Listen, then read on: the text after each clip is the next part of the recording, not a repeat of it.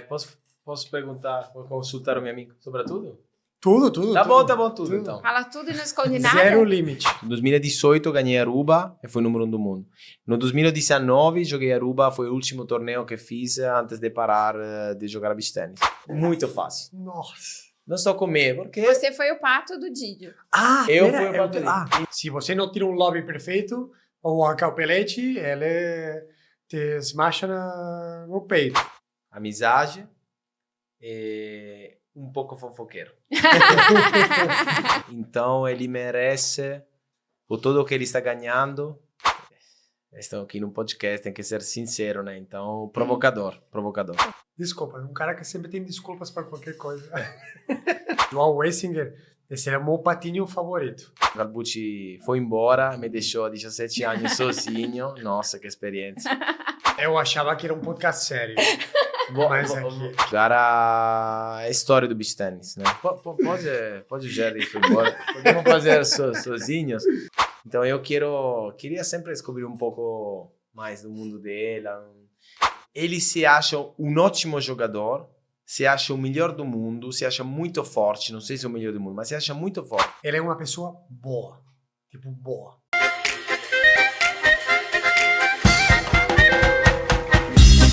Oi, boa noite. Um prazer estar aqui com vocês mais uma vez no 40 Iguais. Esse episódio que a gente está com uma companhia incrível, irreverente, engraçada e muito doce também. Então, é realmente uma alegria estar aqui e eu quero apresentar para vocês os convidados dessa noite. Então, eu vou começar com ele, italiano, atleta Shaik. Já conquistou 47 títulos ITF, já foi número 1 do mundo no beach tênis. Ele é formado em educação física, também pratica tênis e pádel e criou o famoso golpe Crama. E tudo isso com simpatia e esbanjando educação.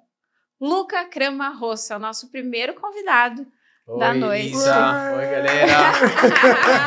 Sou eu. Crama. Que honra. Muito obrigado por esse convite, muito animado por esse podcast. Estou pronto para responder as perguntas, para curtir o tempo com vocês. Obrigada mesmo por ter vindo. Obrigado.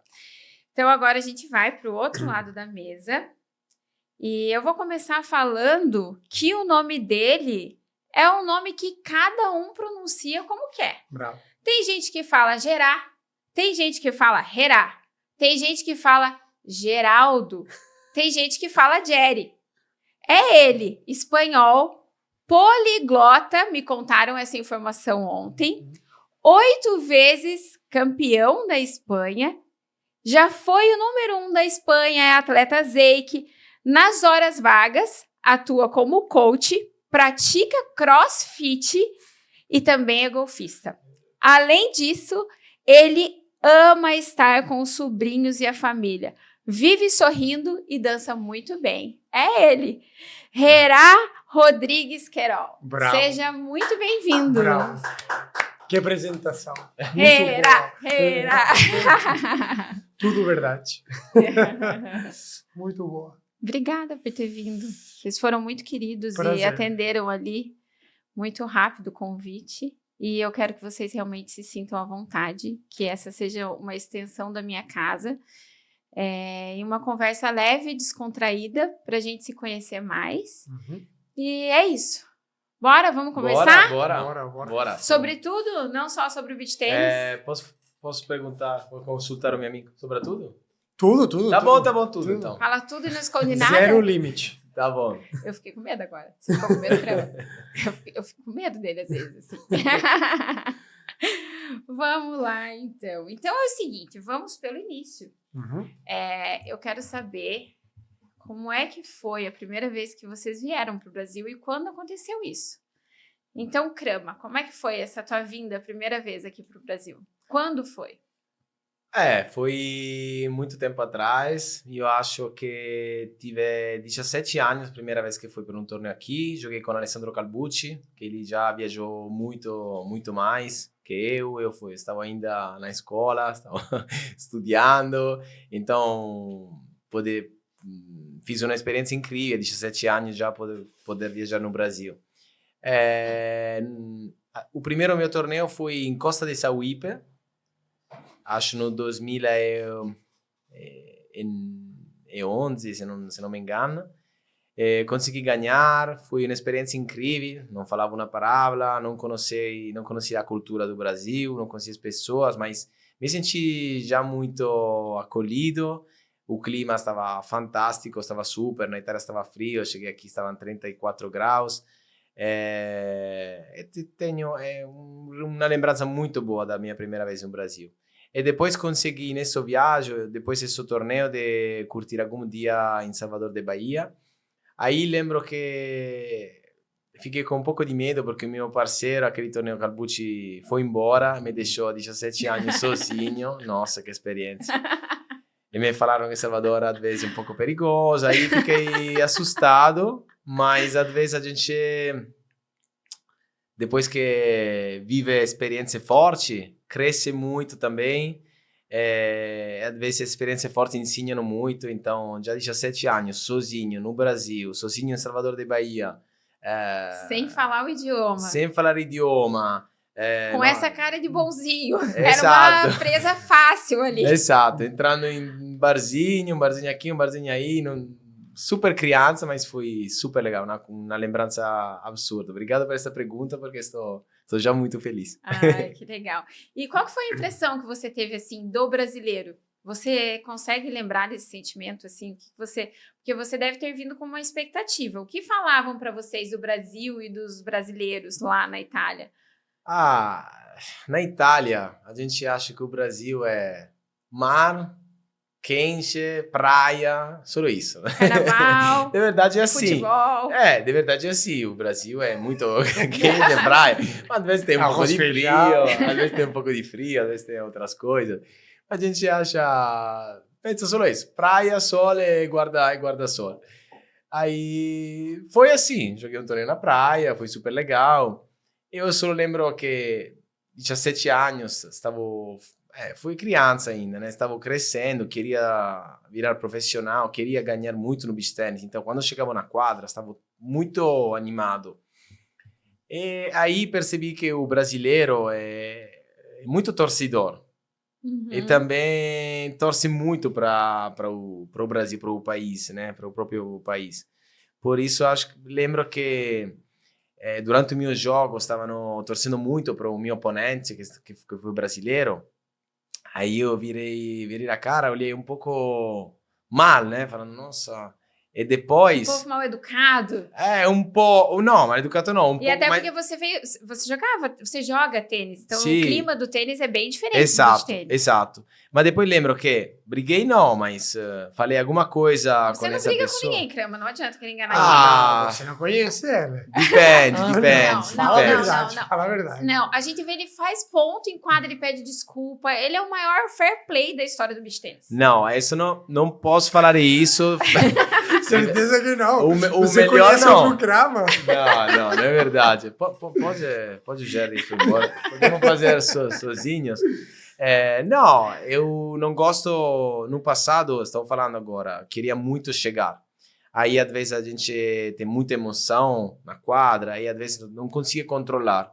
Mas nunca gostei brigar, ou pelo menos nunca comecei com essa ideia de brigar na quadra. Depois, claro, acontece alguma vez. Mas agora, 32 anos, já muitos anos que eu jogo beach tennis, mais de 16, agora... Acostumado com o Brasil, com o brasileiro? Acostumado. Com calor, com emoção. Exato. Não quero mais brigar, não gosto, pelo menos. Acontece, mas se acontece às vezes, depois volto na casa enchateado, triste, falo, não vale a pena fazer isso. Então agora gosto só curtir com amigos, por exemplo, aqui Jerry é o meu super amigo, a gente curte muito, também quando a gente joga contra, quando joga juntos.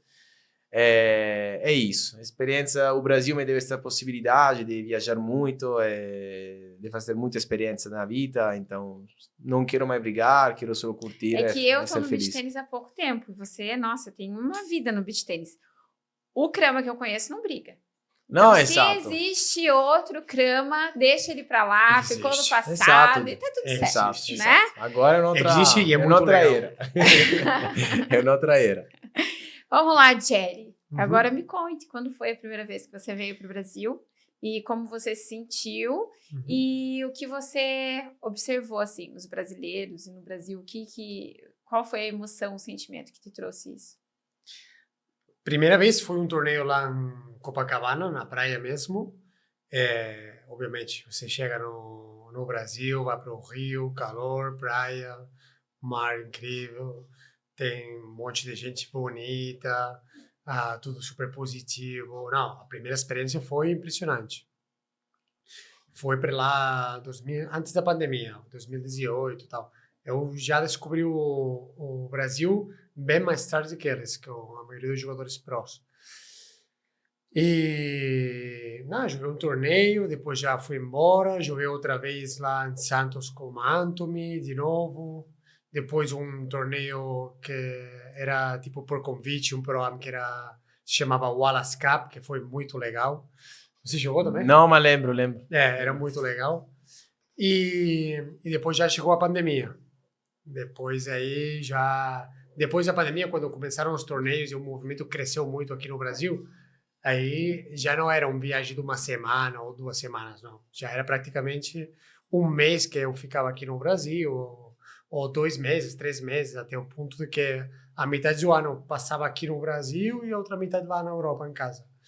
E o Brasil, o torcedor do Brasil é latino mesmo, né? É esse caráter mais latino. E eu adoro. Eu pessoalmente adoro. Eu morei também um ano lá em Porto Rico, onde o pessoal é muito assim.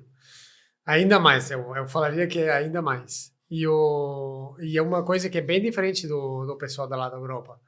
E eu pessoalmente, eu adoro. Eu amo isso. Quando a gente tem esse fogo Emoção, e ela né? emoção, ela grita contra você, você brinca com eles e depois eles viram. Não, brinca não, como é? Provoca. Não provoca, mas você fala alguma coisa brincando e depois eles, de repente, estão torcendo para você, porque ele gostou do que você falou. O brasileiro, ele quer ver um jogo bonito, então daqui a pouco eles estão torcendo para uma dupla, mas se a outra dupla fez um ponto bom, eles já vão e assim fica, né? E eu acho que essa é a graça. Eu tive mesmo. uma experiência muito boa em João Pessoa também, porque eu jogava o parceiro como Ayrton Rodrigues, o Trator. O Trator. E o pessoal da lá é muito fã Imagina. do Trator. Eles valorizam o que sai dali, né? Uhum. E foi uma dessas vezes que fiquei muito...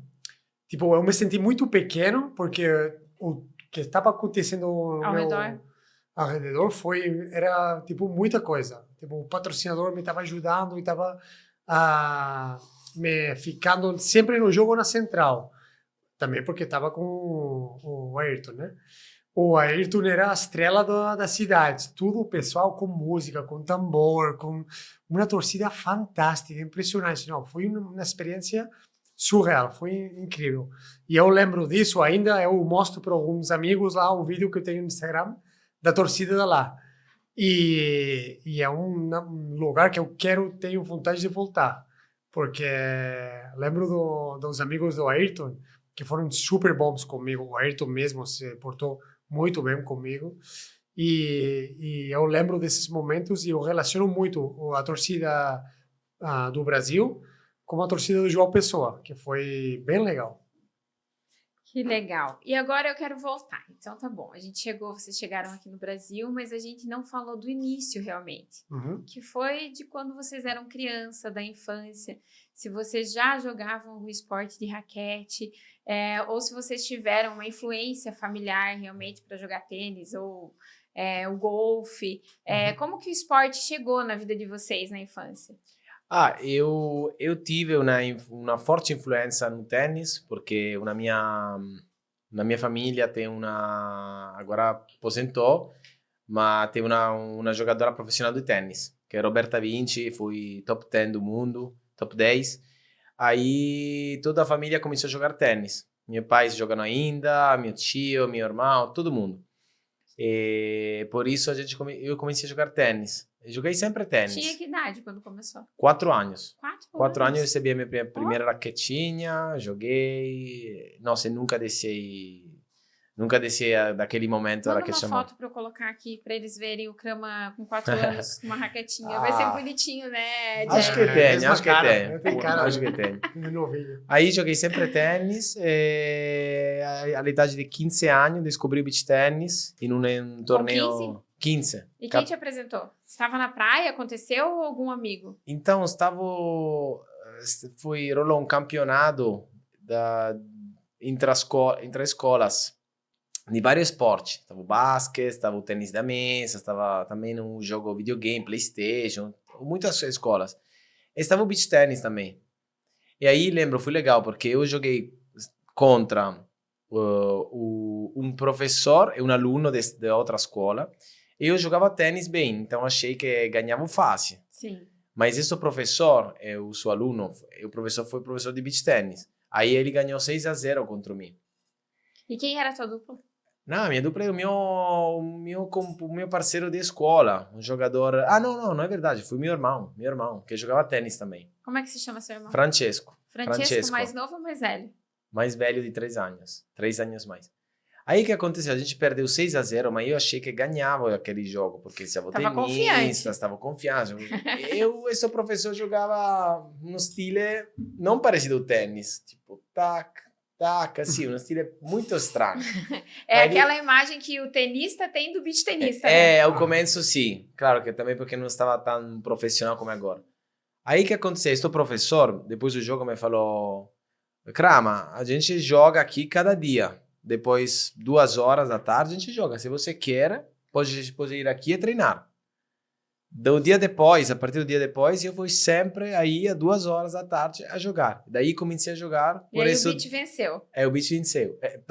O meu desafio mais grande foi também comecei a jogar para ganhar contra aquele professor, porque o 6-0 nunca esqueci disso. Não, é sempre mais ou menos brincadeira. Mas esse professor depois virou meu treinador, ele me acompanhou muito. Quando a gente não ganha, a gente vai junto, né? Tem Exato. que se unir.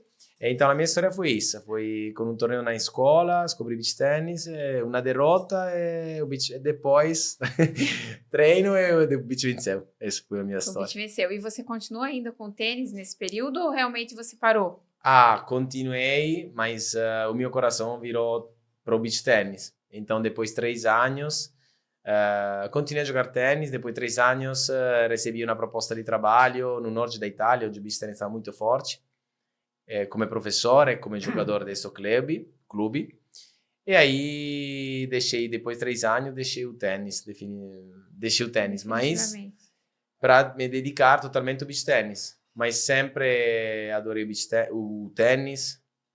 Parei. Gosta ainda, né? Sim.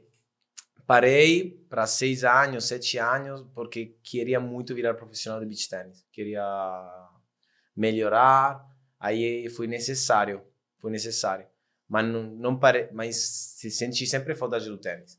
E agora que estou muito mais esperto com beach tênis, aí voltei a jogar também tênis um pouco. Claro, não posso exagerar, a prioridade é sempre beach tênis, mas acho que o tênis sempre me acompanhará por toda a vida, porque é o meu hobby. É o meu primeiro esporte, mas também agora é o meu hobby preferido. Ai, que legal. E você, Jerry? Agora eu vou te chamar de Jerry. Enquanto teu amigo tá aqui, te chamo de Jerry. Pode. Eu sempre fiz muito esporte na minha vida e ainda eu faço. Sou uma pessoa muito ativa. E de pequeno, pues, tenho o meu clube de pequeno que é multisport. E pratiquei hockey, futebol, tênis e tal. E aos 7, 8 anos já já comecei com o tênis, mais sério, desse jeito. E o meu pai sempre gostou da raquete. Então, como ele gostou, ele forçou um pouquinho para mim para me levar para a raquete, para o tênis, porque eu gostava muito de futebol também. Mas o meu pai achava que o futebol tinha mais problemas dentro da quadra, como o pessoal, as pessoas sempre se machucavam ou falavam coisas que ele não gostava, tal. Então o ambiente faltava um pouquinho de cordialidade. O ambiente não gostava muito. me encaminhou um pouquinho mais para a raquete. E aí já continuei com o tênis. Só Com que quantos anos isso? com 7, 8 anos já estava no tênis. Aí continuei jogando, competindo até os 18, 19 anos. Só que durante os anos que eu competi tênis, sempre fazia outro esporte. Sempre combinei. Eu gostei da corrida, eu fiz triatlon, eu fiz futebol, obviamente, basquete. Gente, ele testou tudo. Testei tudo. Eu fiz Muay Thai também. O que mais? É melhor perguntar o que ele não fez, né? Então. Acho que sim. Só que depois, ou você, quando chega a essa idade, 18, 19 anos, ou você já é pro praticamente, e você é um talento forte, assim, tipo um Rafa Nadal, um Fonseca, tal, uma carada, e tem patrocinadores e você ajuda, se você é um talento assim e tem patrocinadores e ajuda, tudo bom, mas se você tem que pagar, a minha família que não é rica, e você tem que pagar tudo, o coach, a fisioterapia, as viagens, tal, com 18 anos, tem que escolher ou universidade ou vai tentar lá com uma carreira profissional de tênis. E como eu não tinha esse talento super pro para tentar essa carreira, fui para os estudos. E aí estudei Ciências do Esporte e Educação Física. Você também é formado em Educação Física. Tem que colocar lá no seu feed, porque eu pesquisei você e não encontrei. Tá no Instagram, né? Você não pesquisou bem, né? Olha, eu vou olhar de novo, desculpa. Não, tô brincando. E aí comecei a universidade, e nesse período da universidade eu também fiz outros esportes também. E é isso, e a raquete sempre me acompanhou. Quando eu tinha 18 anos, eu descobri o beach tennis. Um amigo aí, o beach tennis a Barcelona, que era bem diferente do que os italianos jogavam. Era muito diferente. O que era diferente? Não, tudo. Tipo, como eles jogavam, era muito mais profissional, técnico. Mais bonito, mais assim, regrado, mais bonito. Assim. Nossa, era bagunça, era fazer amigos na praia, beber, comer, jogar, se curtir na praia. E os torneios lá da Espanha eram muito ruins. O nível era muito ruim.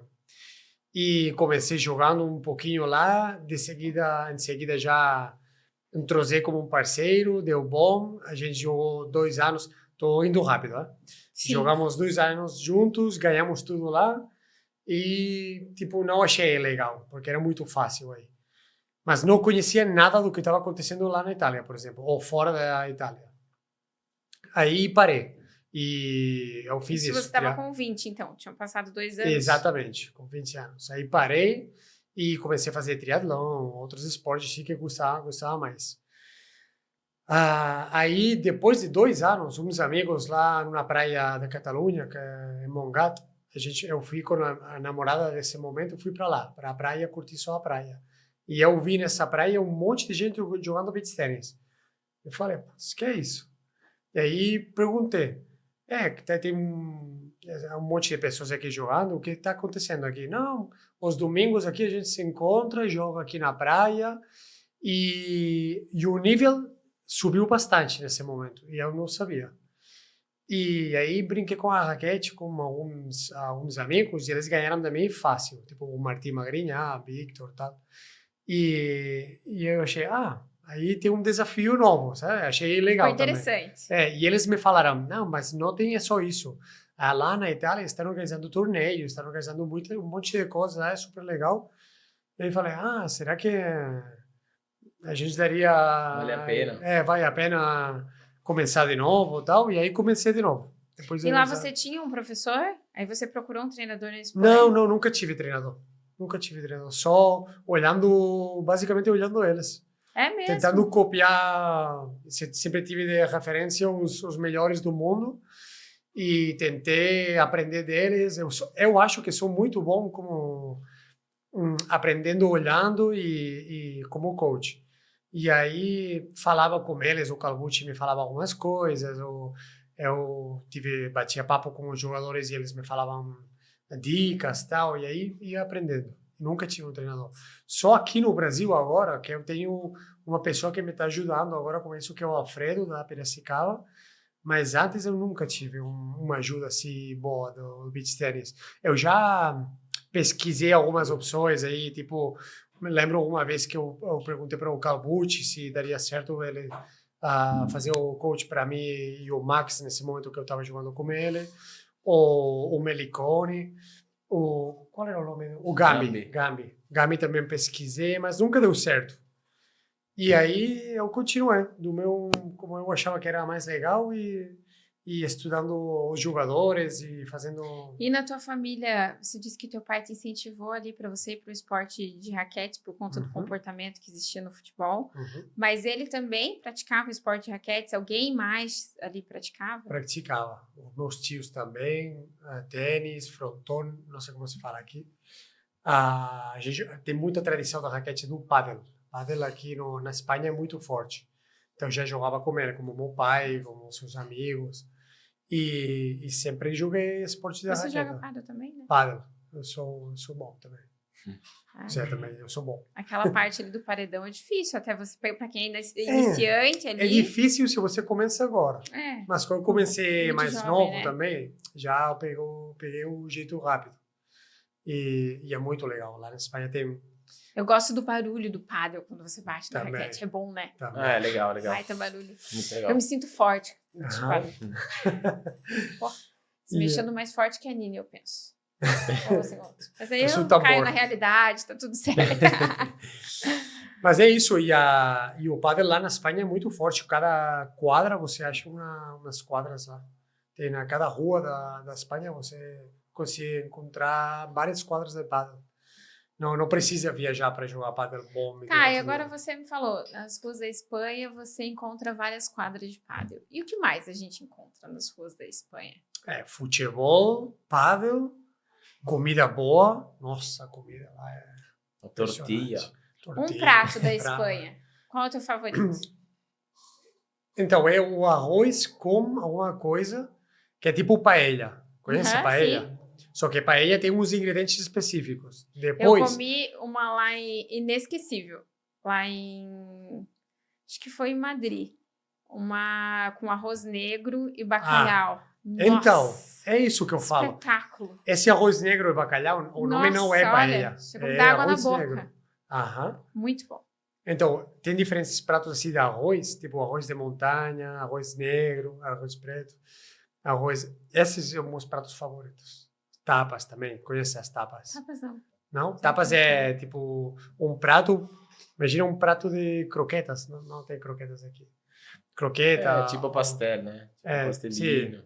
Ou coxinha, tal, alguma coisa assim. Um bolinho de bacalhau? Pode ser, alguma coisa assim. Então não é um prato assim grande de uma coisa, são pratinhos pequenos e você vai degustando. Assim. Você comparte com os amigos, tal, e é muito legal. Espanha, a comida é muito boa, o produto é muito bom, comida dieta mediterrânea, que a gente fala, é muito bom. E é parecido à Itália, só que a Itália depois tem essa parte do macarrão, da pasta, da massas, da pizza e tal. A gente tem. E o que a gente encontra lá nas ruas da Itália? Nas ruas? É. Pode achar tudo. Também pode achar... A semana passada um meu amigo me falou... Um meu amigo brasileiro me falou que foi na Itália, em Roma, e comeu uma carbonara na rua. Eu sou apaixonada por carbonara. Que é o meu prato Eu preferido. adoro. E que você está me devendo essa receita, né? Mas ainda eu como muito light, então não, como pouco, mas quando como eu adoro. Mas o torneio que a gente ganhou, é verdade. a gente comeu verdade. carbonara boa lá. Verdade. A gente ganhou um torneio em Portugal e comemos carbonara boa. Mas sério, pode achar também a carbonara na rua. Pode achar muita coisa.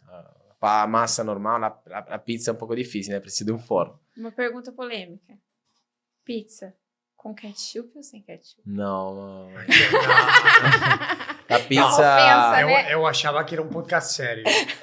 Mas aqui, não, vou responder Eu adoro essa polêmica. Eu sempre pergunto. de maneira muito básica e elegante. Vou falar, eu gosto muito das coisas básicas. Para mim, a pizza tem que ser margherita, molho de tomate e máximo mozzarella em cima. Nada mais.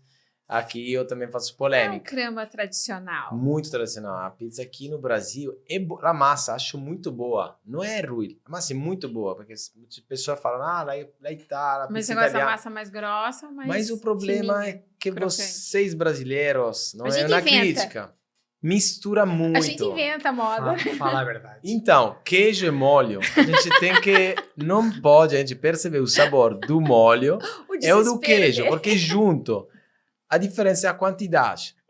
O molho é um pouco menos de queijo. Não, vocês gostam Nós somos intensos. de misturar Nossa, tudo. Tupiri, frango, molho requeijão. Gente, Tá, não. então, A pizza aqui no Brasil não é boa. não é boa porque mistura. O Brasil tem coisas boas. A pizza brasileira, a pizza brasileira não é boa. Mas por que mistura no Jerry? Porque você... Vai, tá bom, vamos abrir uma pizzeria, vamos fazer um... Não, mas sério, eu comi... A massa acho muito boa. É só uma diferença de cultura de como colocar os ingredientes. Eu acho isso. E ontem o Dani estava aqui, o Tirella, eu chamo ele de Ti. O Ti estava aqui e ele falou que lá na Itália não tem restaurante com buffet aquilo, assim. Ele falou que, nossa, seria um sucesso, porque não tem. Lá você compra o prato. E aqui a gente tem opções, que você vai num buffet ali enorme e você escolhe o que você quer. Você acha que ia fazer sucesso lá na Itália? E eu acho sim. O problema é que é um pouco... Na Itália tem que ser um pouco mais caro, porque acho que... Mas seria um sucesso, mas a gente não tem. Eu, o Jerry também, a gente adora, porque a gente quando vai comer, depois treinos, variedade, torneios... Né? Sim, variedade também, a gente está com fome. A coisa boa é que a gente vai aí, a gente chega e depois 5 minutos, menos também, menos... Rapidinho. Nossa, é incrível. Isso é verdade, o Denis fez Mandou sentido. O que ele falou, é super certo. Falta isso, falta também pão de queijo, falta paçoca na Itália, gente. Eu adoro. Não poderia não falar isso. Açaí Guaraná, também, mas a paçoca, coxinha, pão pão de queijo. Clássico. Pão de queijo, Feijoada? Feijoada também, mas Também tem que ser mais Pô, eu faço uma boa feijoada aí. É bem pesadinha, né? Então tem que ser um pouco mais levinha, mas gosto também. Então tá bom. Então agora eu quero saber o seguinte. A gente já falou sobre as ruas da Itália, as ruas da Espanha.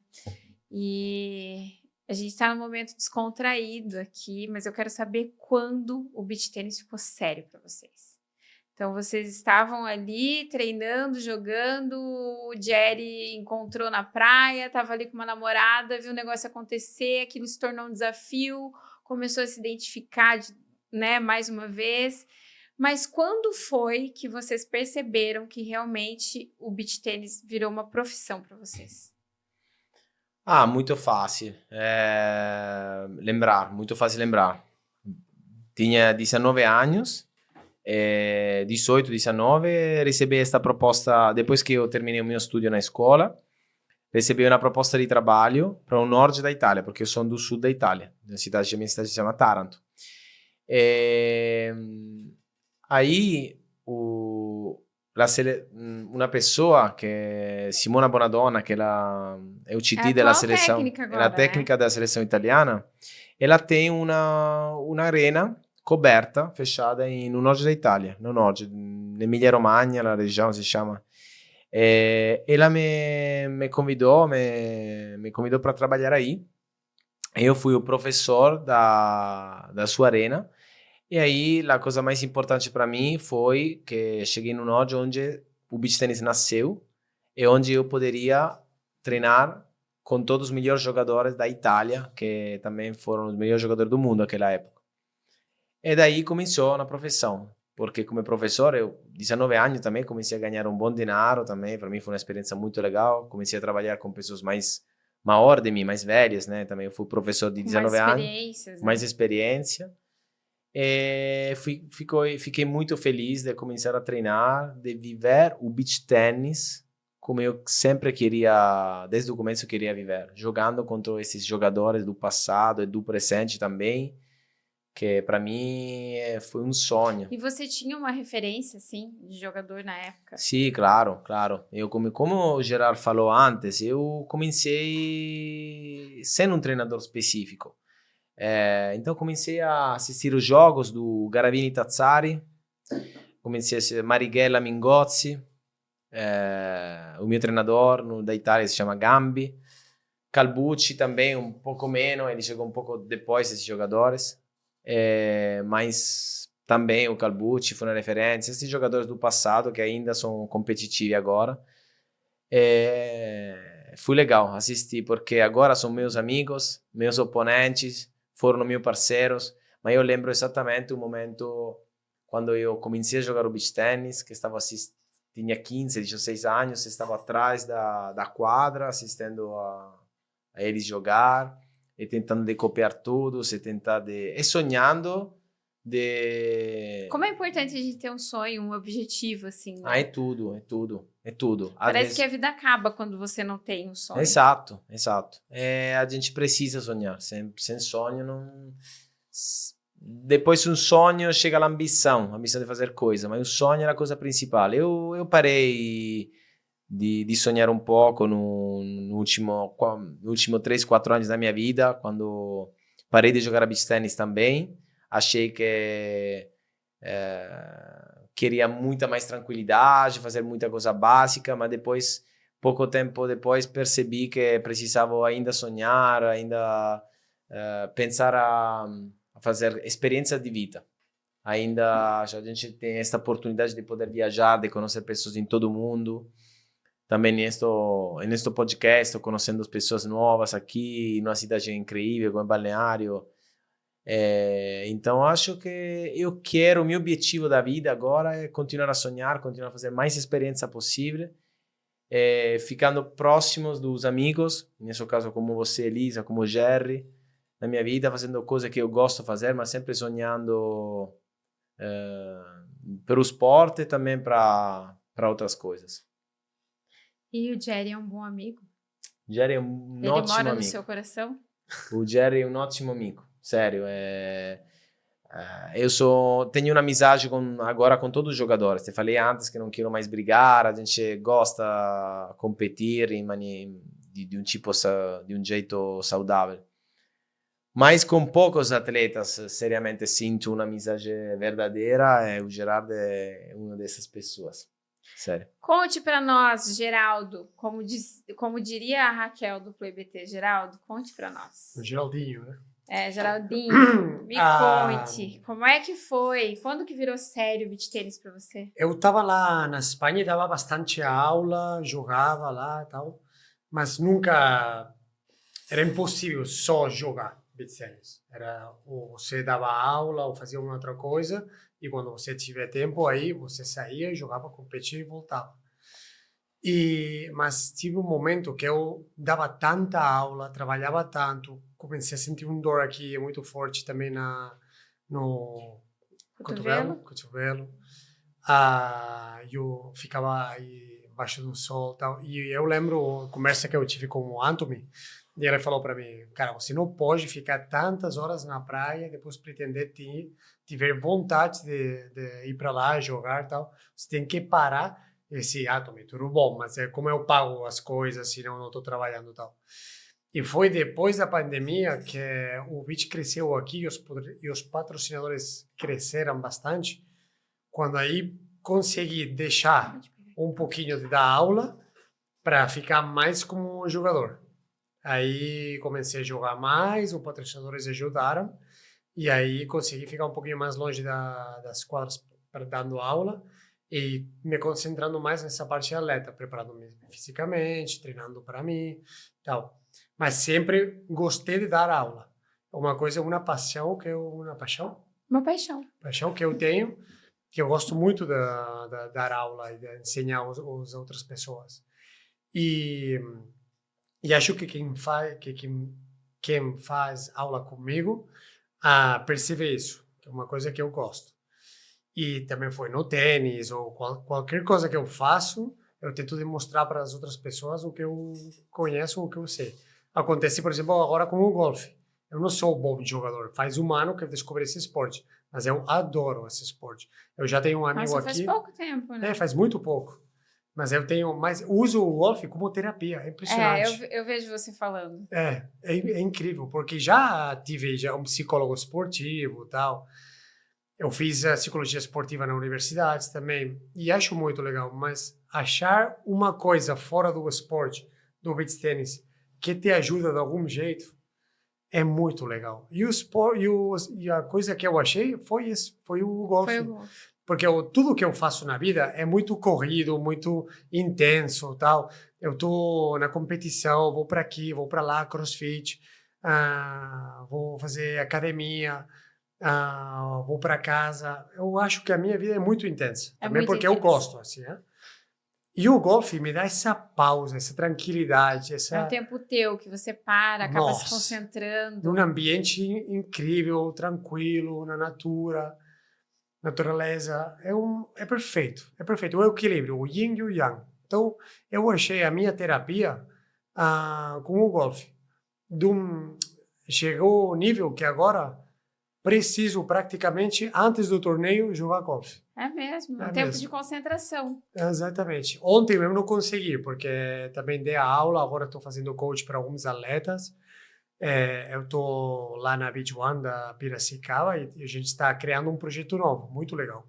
Você está feliz lá? Estou muito feliz, porque eu já fiquei em alguns lugares lá em São Paulo, mas uma das coisas que eu odeio do Brasil é o trânsito. Eu não consigo lidar com isso.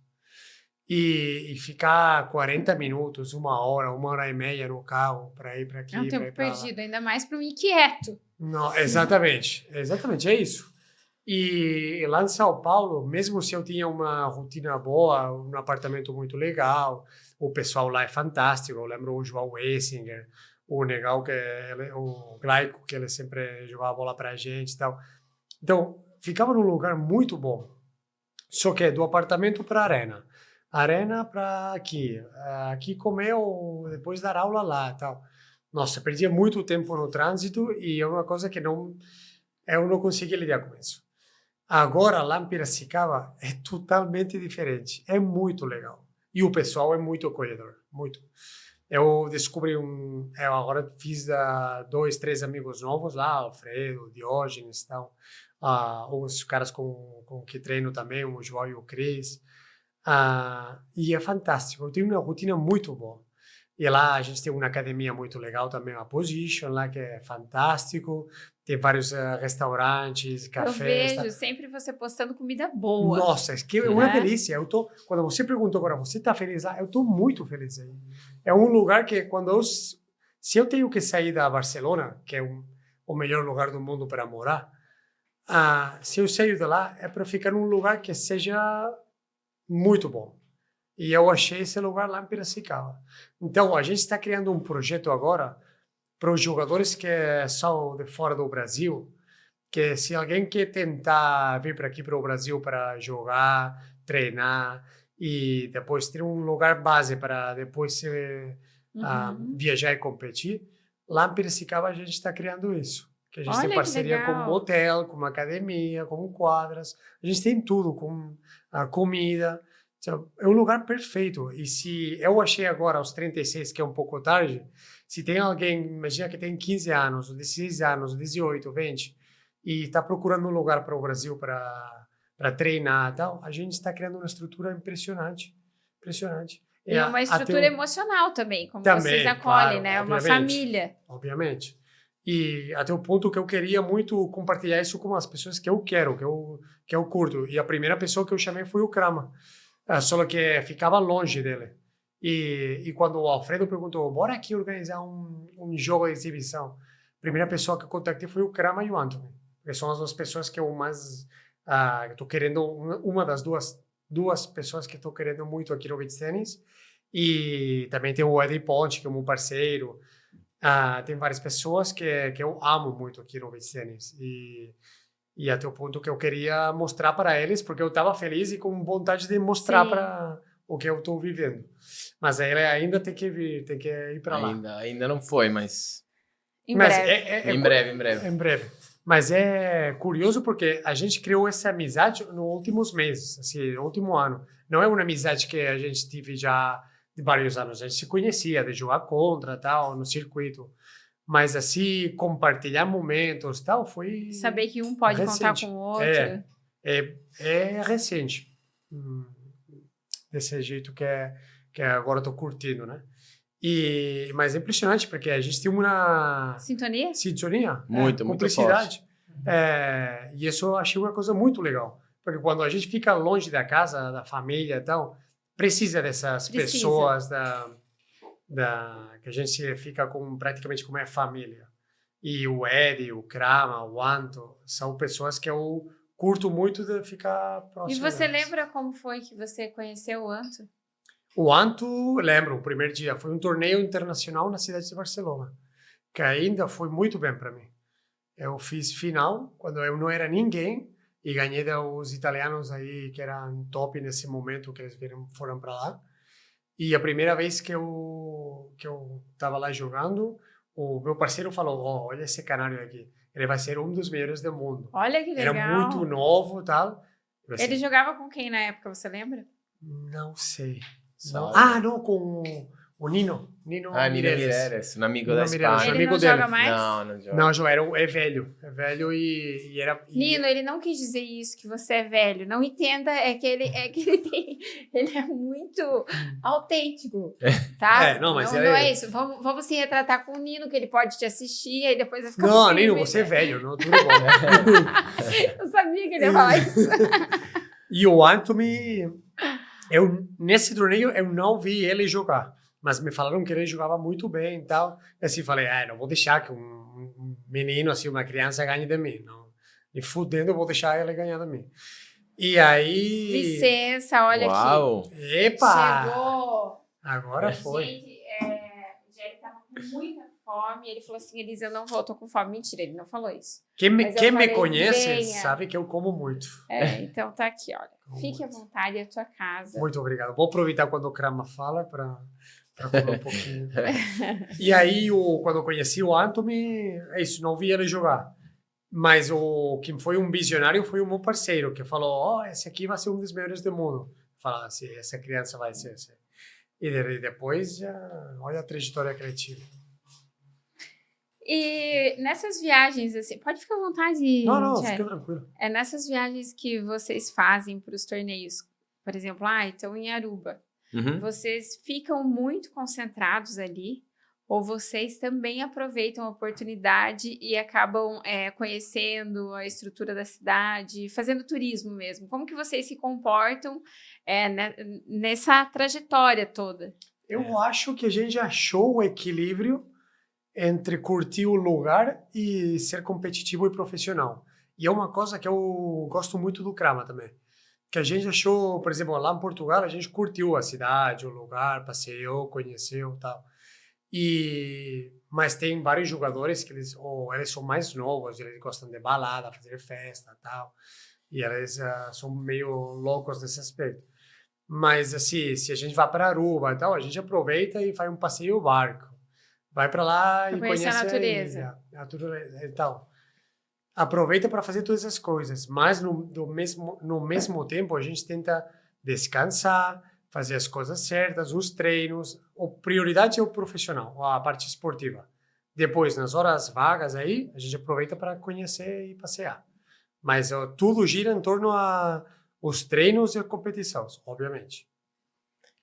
E você? Consegue também administrar bem? Ou você fica muito focado? De verdade, eu sempre fui muito focado. O meu objetivo desse ano, desse 2025, é exatamente isso. Me prefixei, se fala, decidiu de tentar de aproveitar mais.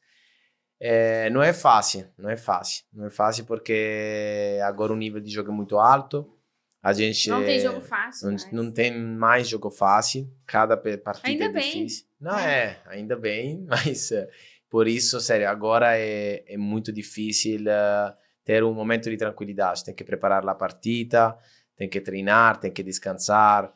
E também a idade está subindo, né? Então, os momentos para recuperar, os tempos de recupero são mais devagar agora. Mas, por exemplo, a semana passada fui em Foz do Iguaçu. Também l'anno passado fui em Foz do Iguaçu. L'anno passado eu não aproveitei, não vi cataratas, não vi cascadas. Não foi para ir. E foi ir. a tua primeira vez? L'anno passado foi a primeira vez, mas não foi para cataratas. Tá. Esse ano eu falei, nossa, não posso não aproveitar das cataratas. Sim, eu até vi foto de vocês. Esse ano foi, agora foi, na semana passada. Mas, por exemplo, eu fui o dia antes de jogar, aí para ir nas cataratas, as pernas ficam cansadas. E aí começo a pensar, nossa, estou cansando, amanhã tem que jogar, então tem que fazer uma massagem. A depois. Vida do idoso não é fácil. Não é fácil. Então, estou tentando, o Jerry falou super certo, estou tentando de aproveitar, em Aruba aproveitei um pouco, Foz do Iguaçu também, que são os primeiros torneios. Um equilíbrio, mas não é, mas se eu falo, uma vacância, uma férias com a raquete, não é a mesma coisa que 100. A férias tem que ser 100. E na minha vida, em 32 anos, em 16 de beach tennis, eu lembro 2 vezes só que eu viajei sem raquete. Então, tem que tentar de aproveitar mais, porque estou começando a sentir esta vontade de curtir o meu tempo livre também sem raquete. Eu adoro. Cobrar muito. Exato. Eu gosto muito de jogar, treinar, eu sou como o Jerry, gosto de fazer todo o esporte, gosto de fazer academia. Mas, sério, agora estou com vontade de conhecer mais o Brasil, e não só conhecer arenas do Brasil, as praias do torneio do Brasil, mas também a gente é muito sortuda a poder viajar muito. Então, o meu objetivo desse ano é viajar e também curtir tempo. Então, Fernando de Noronha. A gente tem que ir para lá. Mas é muita natureza para mim. Ser raquete é muito complicado, porque a gente tem um calendário agora super cheio, não tem uma semana livre, então acho que também tem que ser importante agora fazer uma programação. Também, às vezes, ainda não tenho essa coragem de não jogar torneios, mas acho que precisa, porque como o Jerry precisa do golfe para achar a concentração, para descansar, para curtir o seu tempo, eu também acho que preciso agora viajar e deixar a raquete uma semana é muito, mas pelo menos um fim de semana sem pensar na raquete. Então vamos ver como o 2025 começou agora, vamos ver como vai ser. Eu acho, se ele tem essa necessidade ou essa que precisa fazer uma coisa assim, eu acho que ele pode ser um bom parceiro de golfe para mim. Olha que coisa boa. Eu tenho que convencer ele. É um bom motivo para ir para Piracicaba. É. Ele pode deixar a raquete na sexta, passar o final de semana com você. Nossa, seria fantástico isso aí. Vamos ver. Churrasco. O golfe eu testei uma vez, mas não deu certo, né? Não deu muito certo, mas agora que o Jerry está... É que ele se dá bem porque tem um esquema no golfe que você precisa ter o quadril bom, né? E ele tem o gingadinho ali na dança, então acho que ele já usa isso. Tem uma salsa, bachata, tá aqui no meu corpo. Olha o ombrinho ali, ele já tá assim, ó. Se colocar uma música, ele já levanta da cadeira. Eu gosto, isso porque, sabe, na minha casa, minha irmã, ela gostava muito de dançar. E eu cresci na minha casa com o pessoal dançando. Meu pai não, mas a minha mãe e a minha irmã, elas dançavam, elas jogavam música em casa e sempre estavam dançando. Eu lembro a minha irmã, quando ela já teve 16 anos, 17, que queria ir para a balada, dançar e tal. Então, eu já cresci vendo... Cresceu com a dança. Com a dança. E muitas vezes a minha mãe acordava a gente para ir para a escola com música, desse jeito mais positivo. Então super acho animada. Que muito animada. Minha mãe Vocês são em quantos irmãos? Eu sou 2. Eu e a minha irmã. Os sobrinhos que a gente vê, então... Da minha irmã. Nossa. Como que eles chamam? Bonitos. Olha como ele baba. Bonito. O menino é Martí e a menina é Jana, que é a grande. Eles estão com qual idade? Agora 9 e 5. 9 e 5. Eles já praticam algum esporte? Sim. O Martí, bicicleta, futebol. E vou introduzir ele agora na raquete, quando eu volto para lá. E crossfit. Eu levei elas para o crossfit também. Sim. E a Jana, ela dança também, faz balé. E crossfit também agora comigo. E acho que já está. Já ela gosta também do arte, música e tal. Para mim, são perfeitos. E quando você está em casa, você está ali com eles, esse momento com as crianças é o que você mais gosta? É o que você sente falta aqui no Brasil? Sim, tipo, essa parte da família, dos meus queridos, aqui no Brasil, quando a gente fica longe, obviamente... Vocês falam muito por telefone? Praticamente todos os dias, sim. Porque a gente tem um WhatsApp agora com o chat, a gente manda foto, vídeo e tal. E para mim é muito importante isso. A minha irmã sempre ela manda o que eles fazem. Natação, por exemplo, eles também fazem natação. E qualquer coisa que eles estão fazendo fora da escola, ou os trabalhos que eles traem da escola para casa e tal, ela manda tudo, as fotos, informação. E essa comunicação para mim é muito importante. Mesmo se eu não chamo eles por videochamada ou alguma coisa, mas eu tenho todos os dias alguma coisa deles. E isso para mim é indispensável, uma coisa que não pode ficar sem saber deles, sabe? Para mim é... Você sonha em ter filhos? O quê? Você sonha em ter filhos? Sim. Muitos ou poucos? Eu queria, quando eu era mais novo, eu queria ser pai novo. Tipo, já aos 30 anos já tive 1 ou 2. Só que chega a idade e, nossa, quero fazer isso, quero viajar, quero curtir ainda isso. E as pessoas sabem que quando você tem crianças, muda tudo. Tudo gira em torno das crianças. Ou o que a minha irmã fala, né? E as pessoas que têm crianças também. Então, essa vida do Vini Fonte, que tem de referência, né? As pessoas que têm crianças, para mim é praticamente impossível. Ou jogo tênis, ou eu sou pai. Então, mas eu já estou vendo essa... Eu estou chegando nessa idade que eu não sei, o beach tennis é muito legal, mas já estou vendo já algumas coisas aí no Instagram, aparece aí vídeos de crianças aí fazendo como se fala, macaquinhos também. Eu sempre, para mim também, aparece macaquinho com fraldinha, tomando suquinho. Nossa. Isso que tem um instinto paternal ali, Crama.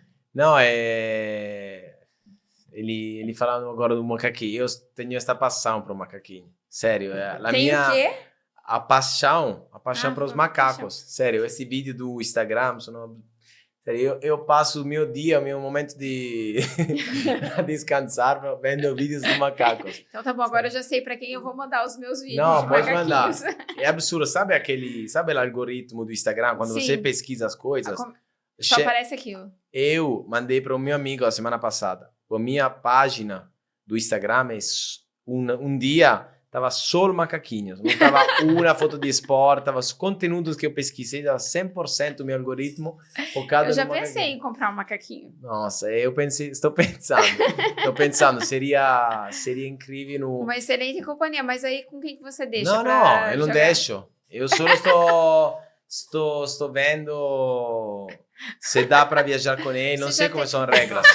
Sério. Você já tem um nome para o seu filho macaquinho? Não sei, mas imagina como poderia ser Crama com o seu macaquinho, todos os torneios, eu seu companheiro. Eu tô vendo você chegando com a raqueteira de um lado e o macaquinho de outro. Não, absurdo, jogar com ele.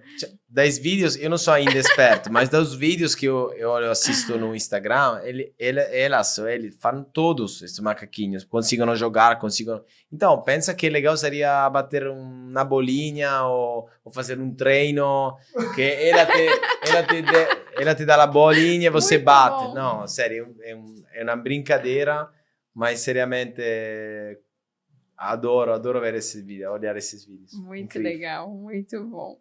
Macaco. Crama, e uma coisa muito boa também, interessante, eu não sei se tem outro jogador, você pode me falar, porque eu também sou nova no beach tennis.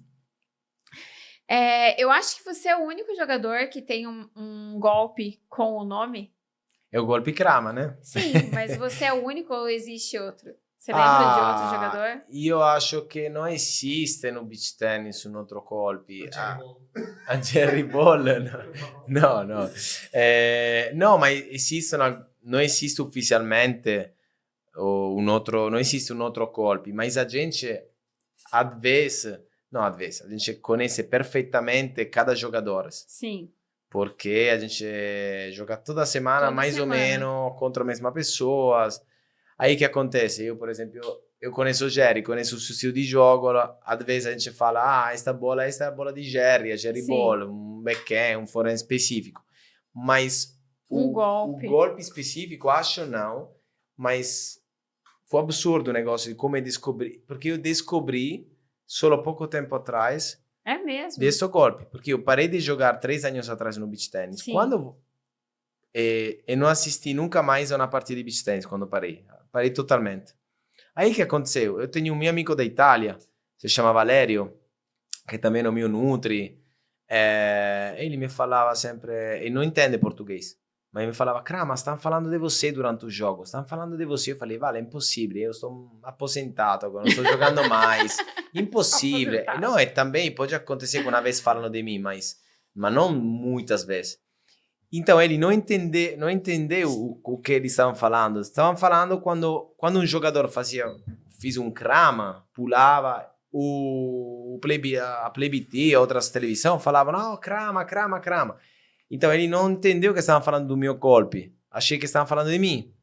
Mas foi o Brasil que me deu esse golpe. Eu descobri esse negócio dos meus golpes só quando voltei agora a jogar. É mesmo. Foi incrível. E deve ter sido, assim, uma surpresa muito legal. Muito legal, mas não esperava. Um reconhecimento. Exato, muito legal. Agora, nesse momento da minha vida, nesse momento, estou fazendo menos na quadra, para várias motivação, mas eu sei que as pessoas gostam, a torcida gosta, então, às vezes me perguntam antes de jogar, Crama, vai dar um crama? Vai dar um crama? Vai dar? Então daqui a pouco eu acho que vou dar mais crama também, porque parei por um momento, estou mais focado agora. Eu sou agora. o próprio crama, eu não preciso da crama, né? Estou mais focado em outras coisas, mas o meu golpe, então tem que... Mas vou te falar uma coisa, acho que quem deu o nome ao golpe foi um russo. Foi? Foi um jogador russo, da Rússia. mesmo? Não sei. Sabe sei. esse... Está descobrindo uma do- história nova. Qual era o nome desse louco? Esse Esse canhoto, loiro. Pablo? Não. Não, Não sei. ele que era muito estranho. Qual era o nome dele? Ioni. Yonin, ele. Porque a gente foi para Dubai depois da pandemia, que eles começaram a organizar torneios lá. E, de repente, a gente não conhecia ele. E, em meio do jogo, ele ganhou, lembro do Irigaray, ele ganhou do Nacho, ele ganhou de vários jogadores assim, e ninguém conhecia ele. E era um jogador que estava jogando muito bem. Mas durante o jogo, ele fazia um golpe e ele falava, Crama! Fazia um puto ganhador, Anto! Mas assim, falando... Mas não fazendo crama. Tipo, ele era fã dele. O do Anto também. E ele falava nomes assim aleatórios de jogadores durante os É verdade, isso eu lembro. E depois disso, acho que quando alguém fez um crama, ele começou a falar também crama e tal. E acho que foi a primeira pessoa que falava o seu nome durante o jogo, sem você ficar lá na quadra.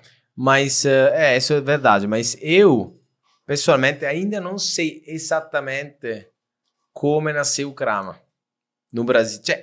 O Brasil, acho, que inventou, que me associar, se fala na Itália.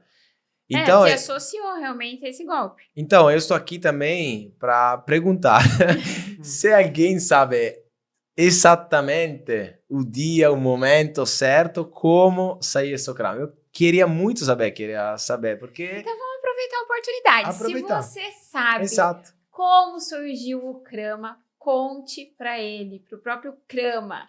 Mande aqui nos comentários, aqui no YouTube, nos cortes do Instagram, mande uma mensagem inbox para ele e fale de onde surgiu, como foi. Play BT, Janarouca, Evandro Rufino, eu tenho certeza que vocês têm essa informação. Eu prometo que se vou a saber, vou descobrir exatamente o momento, o dia, a pessoa que inventou isso, que me associou esse golpe a mim, eu vou fazer, sem dúvida, um vídeo, uma brincadeira com ele. Uma homenagem. E também vou fazer muito mais na quadra, que agora parei um pouco, mas vou fazer mais. Se você fala isso, não sei se você vai achar, mas se você paga, aí você vai achar. Uma Não, recompensa. eu sou disposto porque Fala isso, É importante pra é você. importante. Para mim é super importante. Por favor, me ajuda. Obrigado. E deixa eu te falar, é importante para você, é desafiador quando um outro jogador tá ali como adversário, do outro lado da quadra. Que Rola faz crama. Então,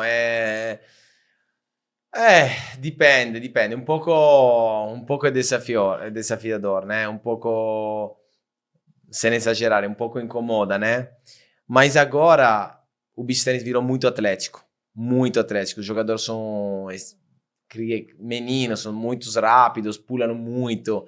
Então, quando o lobby chega atrás deles, eles começam a dar crama, mas na cabeça dele não é para me desafiar, né? Para pegar as bolas. É um recurso. Então, cara, um pouco me incomoda, sou sincero. Por exemplo, o Daniel Moda agora dá muito crama. Demais. Dá muito crama cada partida, mas sério, ele agora é muito rápido, está no melhor momento da sua carreira.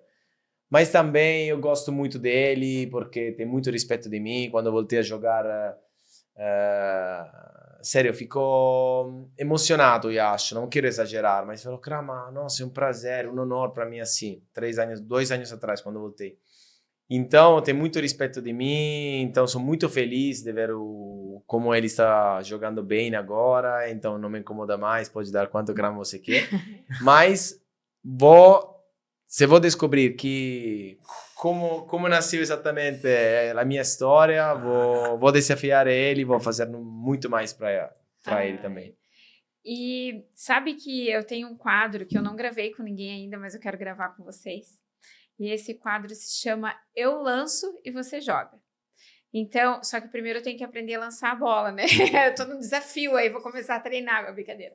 Mas então eu vou lançar para vocês a bola e vocês vão escolher um golpe, né? Então você vai falar, o meu golpe favorito é o crama.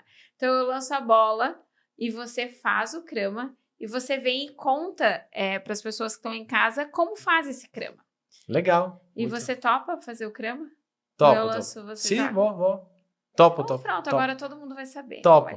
Nunca expliquei. Claro que tem uma técnica. Não é só físico ou instinto. É muito instinto também, mas tem uma técnica. E nunca expliquei exatamente às pessoas a técnica. Pensei de fazer um short, sim, um vídeo explicativo. Exato. Mas nunca, então poderia ser uma super oportunidade para fazer. Semana que vem no Rio? Fechado. Gravamos como fazer um crama? Fechado. Então tá bom. Tá bom. Boa, depende da... fofa. Precisa só uma areia que não é muito dura. Eu tenho quantos dias para aprender a lançar a bola mesmo? Deixa eu... Brincadeira. Uma semana. Não é fácil para dar um crama. Tem que ser um lobby muito profundo, mas... A minha categoria é boa em lobby. Iniciante sabe da Tá, luta. então vai ser fácil. Ai.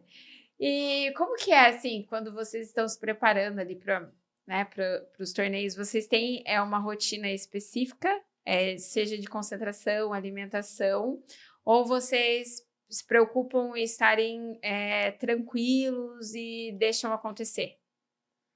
Então, falei disso la semana passada com o Jerry, que ele me perguntou como é a sua rotina agora. Eu falei que agora não fica uma rotina específica sempre. Eu estou tentando sempre de me escutar muito o meu corpo, o que ele precisa.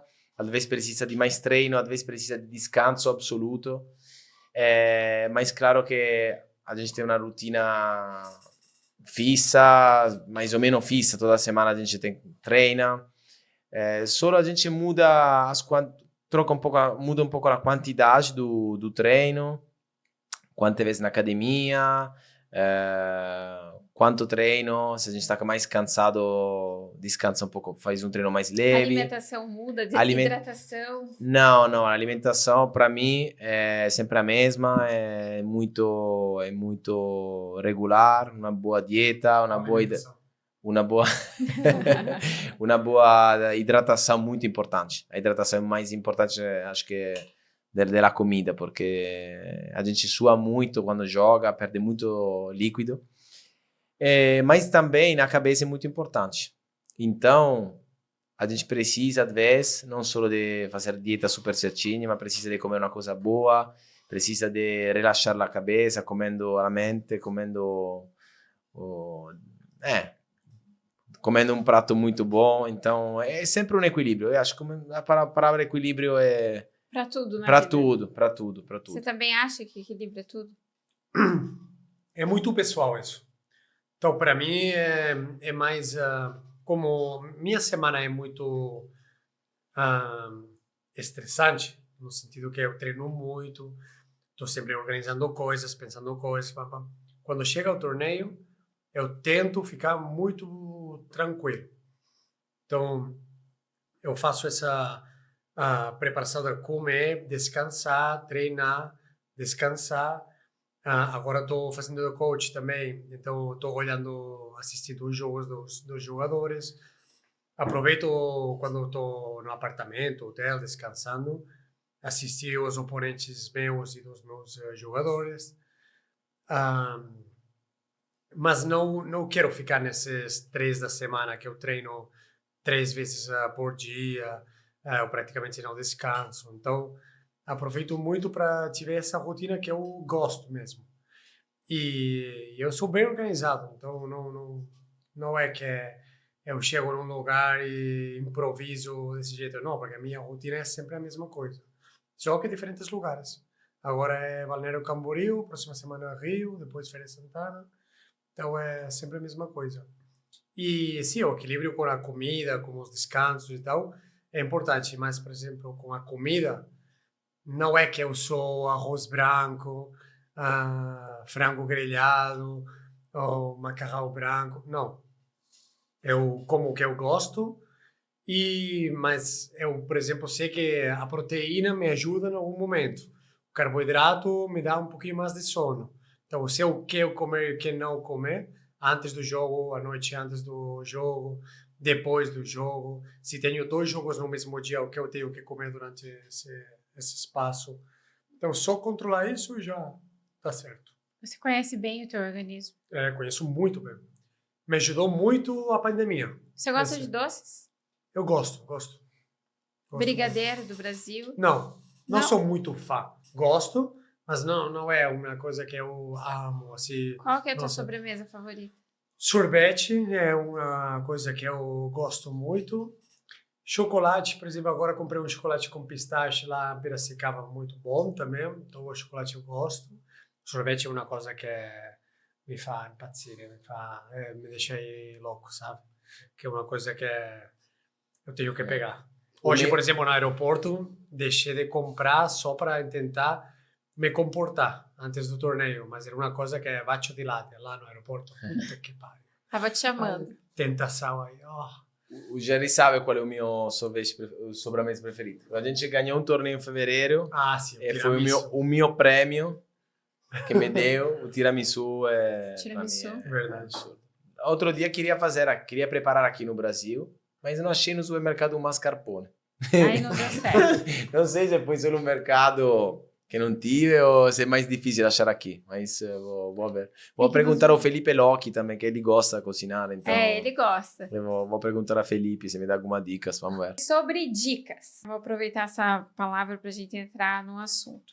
Se você fosse usar da tua vivência, da tua experiência com o beach tênis, o que você mudaria? Qual a dica que você daria para o ITF? Assim? Muito fácil. Eu tenho uma certeza de uma coisa que mudaria. Eu colocaria o terceiro set nas partidas, porque eu acho que a gente fica mais justo? Fica mais justo.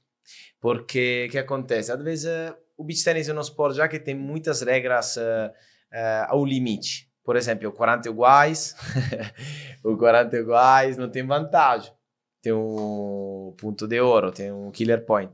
A gente tem um saque, a gente tem um net que valendo, tipo Não, acabei de pôr. Então, eu sou um jogador de tênis. Então, eu sou certo, porque eu jogo a tênis também, porque acompanho muito tênis. Quer dizer, essas regras se no tênis seriam as mesmas regras, cada semana ou cada mês ganhavam no torneio pessoas diferentes. Então, no passado, quando eu fui número 1 do mundo, a gente teve o terceiro set. Depois virou para o Super Tie, que é muito legal para as pessoas assistir. Mas gera uma emoção na torcida. Né? Eu entendo isso. Mas a gente treina cada semana. Por exemplo, o Jerry e eu somos 2 jogadores muito físicos. A gente tem muita resistência física. Mas, às vezes, a durata das partidas são muito rápidas. Ainda mais no jogo masculino. Exato. E nesses anos que eu joguei muito tênis, quando eu parei de jogar tênis, beach tênis, 2 anos e meio atrás, eu joguei muito tênis. Eu ganhei muitas partidas pelo meu físico. Ganhei contra as pessoas mais fortes de mim, com um nível de jogo mais alto. Então, essa é a primeira, não quero falar muito, mas para mim, a gente precisa de jogar com o terceiro set. Pelo menos, torneios mais importantes. A gente não pode jogar um campeonato do mundo, então partidas muito importantes, com um super tie. Pode ser que eu comece uma partida jogando mal, e aí não tenho tempo para entender o que está acontecendo. Ou a gente é pressionado, a gente tem muita pressão quando joga. A gente se prepara muito, já preparando-se muito, a gente tem mais pressão na quadra. Então, pode ser que a gente comece ruim. Ou também pode ser que o oponente joga um set super, incrivelmente bem. Mas depois... Eu acho que isso é legal. Porque imagina que você é melhor que a maioria dos jogadores. Mas aí chega, sei lá, 2 novinhos aqui brasileiros, vai? E eles, de algum jeito, eles conseguem ganhar um set de você. Então, para eles já ganhar um set é muito importante. Depois, muito importante. A gente se vira no super. E são 10 pontos, pode acontecer muita coisa. Dá essa esperança ou essa oportunidade para pessoas mais fracas. E, sobretudo, para controlar o tempo dos jogos. Para um organizador, para programa Play BT, tem várias coisas, não só para os jogadores, tem várias é muita coisa que envolve, né? Mas... que ajuda a controlar o jogo. Se tiver 3 sets, aí 7-6, 5-7, 7-6, imagina isso. 3 horas e pico. Para mim, tudo bom, porque eu gosto de jogar. Ficar na quadra e você falou, a gente está preparado para isso. Mas a emoção, eu assisto os jogos, por exemplo, do programa Play, quando eu estou em casa, e eu estou assistindo a final, semifinal, sei lá, e sabendo que tem super tie, ou a possibilidade de super tie, é muito mais emocionante que se for um terceiro set. Foi isso que você disse. Do ponto de vista da atleta, eu respondo como respondi. Claro que o Jair está falando super certo. Para a emoção, para o tempo de jogo, claro. Mas eu mudaria isso, porque sou atleta, eu gosto de treinar-me fisicamente, gosto ter tempo durante o jogo, de poder virar um jogo, e aí a gente não tem esse tempo, essa é a verdade. De repente, o meio termo ali seria a partir da semi com o terceiro set. Mas isso é difícil. Durante um torneio, mudar isso é complicado. Então você inicia e acaba do mesmo jeito. Mas é uma ideia, mas também eu acho que o tênis mudou algumas regras depois mais de 100 anos de história. O beach tennis aí também mudou regras de um dia ou no outro, porque eu lembro alguns anos atrás, e foi em agosto, a gente jogou o torneio de St. Louis, na Alemanha, e foi o primeiro torneio que a gente jogou com a regra de 3 metros, sem poder fazer o bloco. De um dia ou no outro mudou essa regra. Tempo. E também na Arete 1,80, acho que foi de um dia ou no outro. Então... Eu trocaria isso para terminar, para acabar essa minha resposta. Levantarei um pouco mais ainda a rede para ainda conseguir mais rally, mas isso é já uma mudança mais forte, mais importante. Mas agora o terceiro set, pelo menos BT 400, Sun Series o BT Finals já foi, exato. Solo BT Finals. Essa é verdade. Pensei agora. Isso mudaria, sim. E você? Eu gostaria, por exemplo, essa regra dos 6 metros, acho muito legal. Mas eu, falando com o Ian da ITF, acho que eu não deixaria o jogador que acompanha o sacador, tipo, que fica do Sim. lado, não mexer o pé até o contato da bola. Porque agora os jogadores estão começando correndo já dentro da zona, né? Eles começam nos 8 metros, eles correm, e quando o jogador bate a bola, aí entram dentro da zona. Mas, como o corpo já tem uma velocidade, No ela momento já... do tosse, imagina. Aham. Já. E já é mais difícil para o árbitro falar, quando ele tocou a bola, começou a mover. Então, eu não deixaria mexer o pé até o sacador tocar a bola. Aí tem que trabalhar a explosividade, de 0 a 100 e tentar. E acho que aí daria mais rally, porque o jogador, tipo, os jogadores rápidos e agressivos, tipo o Spot, o Janotti e tal, que eles são bons nessa terceira bola, ficaria um pouquinho mais longe da rede, daria mais show ainda pro os jogos do beach tennis. E essa é uma regra que eu fazeria. Essa regra da rede, a gente poderia testar 1,90 não, mas 1,85, por exemplo, não sei se seria legal. Não sou muito fã de subir mais. 1,80 acho que é perfeito. 1,85 não sei. E outra regra, não sei lá. Não sei, agora não... Mas, Jerry, o beach tennis acho que agora está funcionando, virou uma febre aqui no Brasil, está crescendo muito. Então, mudar muitas coisas agora, eu não acho certo, né, nesse momento. A gente agora... Mas, por isso eu falei uma regra do terceiro set, que não é uma mudança técnica absurda, né? Não, mas uma coisa que eu ficaria muito ligado é os tempos entre pontos. Isso sim. Isso aqui é indispensável. Para o beach tennis crescer muito e melhorar e ser mais atrativo na televisão. Televisão. Tem que controlar muito, porque tem jogadores que ficam aí 1 minuto na toalha, falando, tal, parando o jogo. E vai na fita. Nossa. E mexe na areia. Não, e o jogador que está assistindo em casa sacou na rede, 40 segundos, não, agora sacou na rede, vai para aí a toalha. 45 minutos. Volta de novo, saque, toca a fita, passa, faz o ponto, mas 45 minutos, 1 minuto. Puta merda. Isso é verdade. É muito chato assistir um jogo com pessoas que... Porque tem uma regra, tem 20 segundos, acho, 25 segundos. Mas não... Só que o pessoal não cumpre isso. Então, acho que essa regra deve ter uma fiscalização maior. E aí, a ITF falou que precisa o ball boys para ajudar como os boleiros, né? Boleiros que pegam a bola e dá para o jogador. Mas coloca mais bola em quadra. Esse é o menor dos problemas, né? Não, mas quadra fechada para não tive que pegar a bola longe, sabe? Essa é outra coisa. Mas eles vão colocar um videomarcador, um temporizador na quadra para tentar regular isso. Então, isso eu achei muito legal. Essa regra para mim é E tem alguma coisa indispensável. que existe hoje que vocês tirariam das regras? A quantidade de marcas de bolas de beach tennis que tem. Sim. Não tem um padrão. Não tem um padrão. Tem muitas bolinhas e muito diferentes. Eu limitaria, tipo, as oficiais, ITF. Sei lá, você, ITF, você escolhe qual é não sei, a regra que você quer ficar para o patrocinador. De repente, se o patrocinador paga para a ITF, pode ser bola oficial. Não sei, é uma ideia. Mas 4 máximo.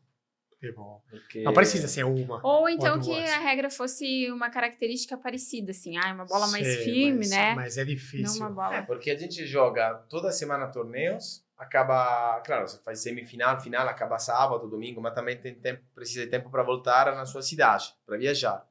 Aí a gente tem domingo, pode ser que a gente descansa também, precisa descansar, a gente tem segunda e terça para se acostumar de novo com outra bola, que são muitas diferentes uma da outra.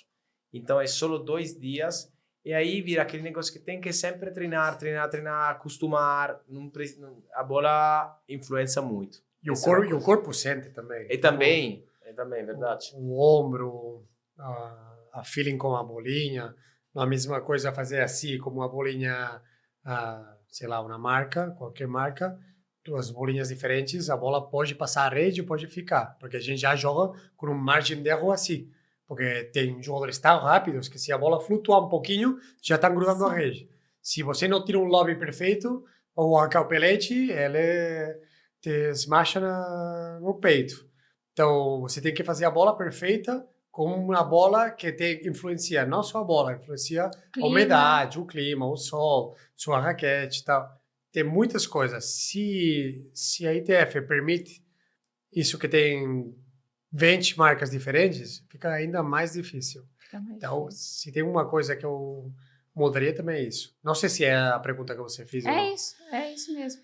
Crama, quando você foi número 1 do mundo, acho que foi 2017? Sim, 2017, 2018. Você se tornou número 1 do mundo em Aruba, foi isso?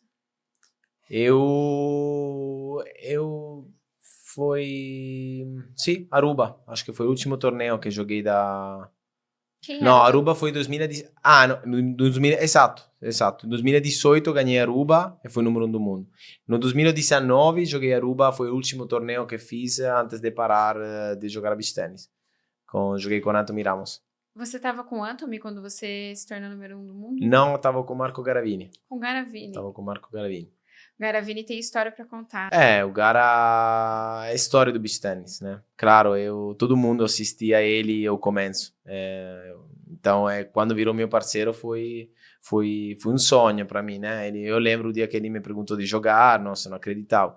Mas tive também a oportunidade de jogar com todos os monstros do beach tennis. Então, claro, sem dúvida, tem muitas coisas a contar. Agora a gente vai fazer uma brincadeira muito legal. Bora. Estão prontos? Sim? Então tá, é o seguinte, eu vou falar para vocês alguns nomes, tá? Aleatórios, assim. Pode ser do beach tênis ou não. E aí eu quero que vocês definam essa pessoa com uma palavra. Caramba. Gosto. Beach tênis ou não Tá também? Beach tênis ou não. Tá bom, vamos ver. Vou começar com você, Jerry. Vamos. Leonardo Messi. Leo Messi. Talento. Ronaldinho Gaúcho. Magia. Uma palavra, é só? Uma palavra. Diego Bolettinari. Polpatio. Agora vai precisar Panturrilha. Panturrilha. Panturrilha? Muito bom. Anthony Ramos. Irmão. Uhum. Luca Cramarossa. Agora? Uma palavra não falaria, mas um dos melhores amigos do beach tennis. Mas se é uma palavra, falaria desculpas. Um cara que sempre tem desculpas para qualquer coisa. Ele errou uma bola, já não, areia, a luz, a bola. Legal. Nossa, que a minha raquete está pesando 10 gramas a mais. Vento. Mas é legal porque ele acha que é uma desculpa. Para mim não é nada desculpa. Mas eu deixo pensar a ele. Não, mas é um nível. Não, mas tem razão. O Ed. Uma palavra. Fratellino, tipo irmãozinho. Porque a gente tem essa relação que a gente sabe com o irmão que você ama ele, odeia ele, briga com ele, então, mas e ele é mais juntos. novo, mas sempre juntos, exatamente. Então eu falaria irmãozinho. Eva Fernandes. Sabe, posso falar mais de uma palavra? Pode, vai. Você tá então, em casa. como a Eva, a gente a primeira aula de beach tennis que ela fez foi comigo também, lá em Barcelona. Mas a gente nunca teve uma relação além do beach tennis, tipo, que a gente ficou super amigos. Além das quadras. Além das quadras. Mas com o time nacional, a gente ficou muito juntos. E eu gostei muito dela a causa dos momentos que a gente compartilhou no time nacional. Porque a gente não compartilhou fora das quadras. Então, eu não conhecia ela assim bem. Mas com o time nacional foi muito legal. O ano passado foi impressionante. Ariadna Costa. Eu amo ela também. A Ari falaria uma palavra, vai. Alegria. Alegria. Andreolini? Brócoli. O que é brócoli? Cabeça brócoli que ele tem aqui. Parece um brócoli. Sabe o brócoli? tá. Não, o brócolo é aquele... São é... brócolis. Brócolis? Ah, brócolis, É isso. brócolis. Ele parece um brócolis. Então, canutinho. Verdade. Mas eu acho que é um menino muito talentoso. Muito talentoso. E ele é baixo assim, ele é baixinho, né? Mas ele consegue ganhar de todo mundo. Então, imagina o talento dele para ganhar de todo mundo com a altura dele e o talento que ele tem. Não, é um brócolis talentoso. Joan, Nossa. É uma pessoa... falaria disciplina para ela. Disciplina. Me inculcou essa disciplina em tudo que eu fiz. E ele era, que já não está mais aqui, ele era uma pessoa que amava muito a família, não sei como falar em português, era muito, ele tentava sempre ensinar muito as pessoas que ele amava as coisas do dia a dia, não sei como falar bem direito isso, mas era uma pessoa para mim era perfeita, obviamente porque era meu pai, mas se eu tenho que falar uma coisa que ele me inculcou a mim, é correto? que ele te Que deixou. me ensinou. Te deixou. É a disciplina na hora de fazer as coisas. Tipo, quando você trabalha, quando você treina, quando você faz as coisas. O meu pai foi maravilhoso. Maravilhoso. Você se sente parecido com ele? Muito, muito. Fisicamente e caráter? Fisicamente, obviamente, porque a gente tem a genética, mas o caráter. A gente é caráter forte, eu acho. Uhum. Ele dançava também? Não. Eu lembro que a gente fez férias a Cancún, e a gente foi para um hotel desses, tudo incluído, né? Uhum. E tinha uma pessoa fazendo danças aí, aquagym. Sim. Nossa, ele era descoordenado, fazia tudo o contrário. A gente tem vídeo desse momento com a minha mãe e minha irmã. Se a gente ia para a esquerda, ele sem querer ia para a direita, porque ele sempre chegava tarde na hora de pegar o movimento. Nossa, não, horrível. Marcé é a melhor pessoa que eu conheço. É a melhor pessoa que eu conheço. Se eu tenho que deixar a minha vida nas mãos de alguém, essa é a minha mãe. Não conheço uma pessoa melhor que ela. Mesmo, como se chama? Avó?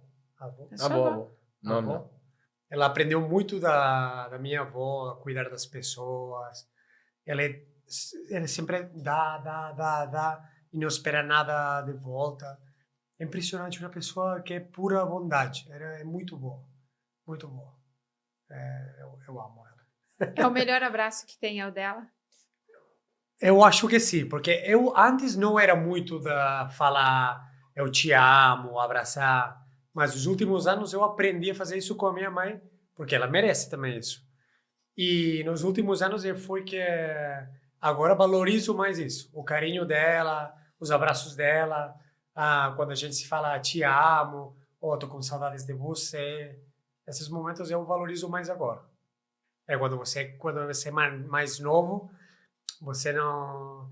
Ela vem, te beija, te abraça, vai. Não sei. Agora não, agora eu quero. Anthony Ramos.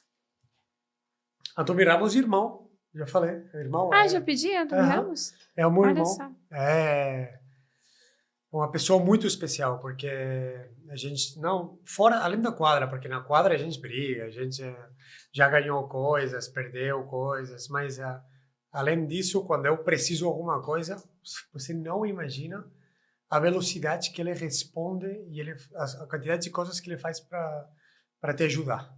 É impressionante. Comigo, não sei com as outras pessoas, acho que com as outras pessoas também.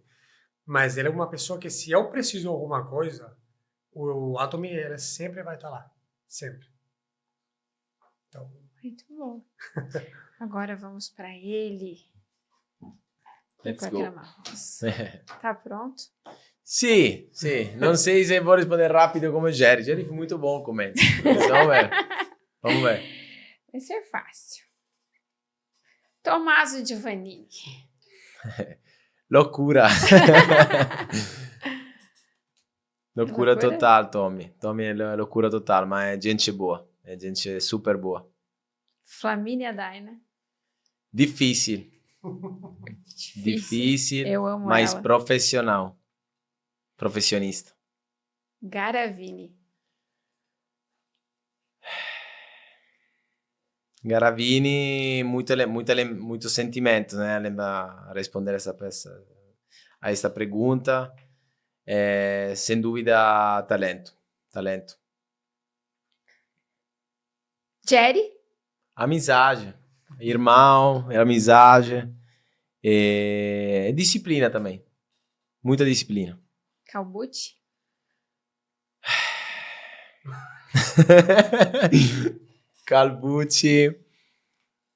Calbucci, vou fazer uma introdução. Muito bom. A gente tem dois caráteres muito fortes, mas eu respeito muito ele, porque agora jogamos um torneio junto pela segunda vez, mas a primeira vez foi muito tempo atrás. Então, conheci ele melhor agora, é seriamente é muito profissionista fora da quadra. Gostei muito de como ele prepara as partidas, prepara os torneios, então gostei muito. Mas a gente brigou um pouco no passado jogando contra, então, em uma palavra, estamos aqui no podcast, tem que ser sincero, né? Então, provocador. Michele Capelletti.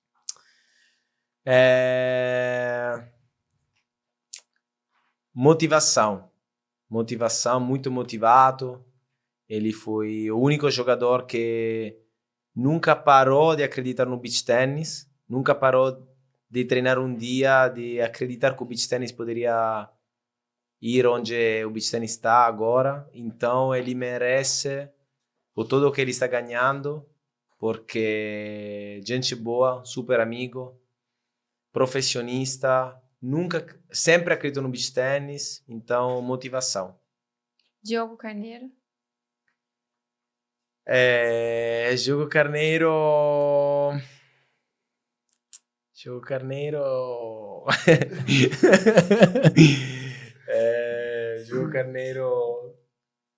Não sei, ele ia ser um pouco difícil, porque a gente jogou junto nas Copas da Federação com o Rio de Janeiro, mas nunca ficamos muito próximos. Mas é um amigo também, mas a gente não tem muita confiança junto, então Muita intimidade. Muita intimidade, eu queria falar. Mas uma palavra que você acha que definiria ela. Também provocador. Eu quero falar disso porque eu gosto muito do Diego Carneiro.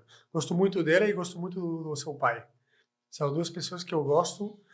E eu acho uma pessoa, ela é provocador, joga ao limite das regras muitas vezes, tal. Mas é uma pessoa que, sabe que algumas vezes você não acha a resposta porque não tem uma resposta clara, assim, tipo, não sei falar por quê. Ele não é singular, assim, ele tem várias... Não, tipo, eu não sei falar por quê, mas eu gosto dele. Tipo, é uma pessoa... que se eu vou treinar com ele, eu gosto de fazer simples com ele. Eu gosto, se a gente vai viajar e ele fica do lado meu no avião, a gente bateria papo e gostaria dele também. Não, mas em uma palavra, Diogo Carneiro, vou falar seriedade, porque é um cara sério. Todo aquilo que ele faz com seriedade, do treino, da disciplina, do trabalho, ele tem um ótimo trabalho, é um cara sério. Essa é a melhor resposta que eu posso dar para ele. Gustavo Russo. Gustavo Russo, irrespeitoso, mas vou explicar bem. Vou explicar bem. Não é na palavra negativa, não estou falando isso para negativo. É um super amigo, gosto muito dele. Irrespeitoso é uma palavra boa no esporte, que eu quero falar, porque ele não respeita, ele se acha um ótimo jogador, se acha o melhor do mundo, se acha muito forte, não sei se é o melhor do mundo, mas se acha muito forte. Então, consegue ser pouco respeitoso para ganhar contra os jogadores fortes. Ele acredita de poder sempre ganhar em cada momento, confiante. E a gente, às vezes, quando é muito respeitoso na quadra, estou falando de quando a gente é muito jovem, tem aquele negócio que fica muito respeitoso, então também não consegue ser muito competitivo, porque fica um pouco com medo. Ele é um cara muito jovem, que não tem medo de nada, então, claro que respeita o jogador, respeita as regras, mas é irrespeitoso desse jeito, que chega na quadra e quer ganhar contra todo, quer matar todos, é isso. Então é irrespeitoso, mas em senso, num jeito bom, sabe? Não sei se quer responder. Luca Andreolini. Talento também. Gente boa demais, Luca. Sensibilidade, um cara muito sensível. Conheci agora ele melhor a semana passada, que a gente jogou juntos, agora vai jogar junto. É muito sensível. Gente boa é sensibilidade. Diego Bolettinari. Diego,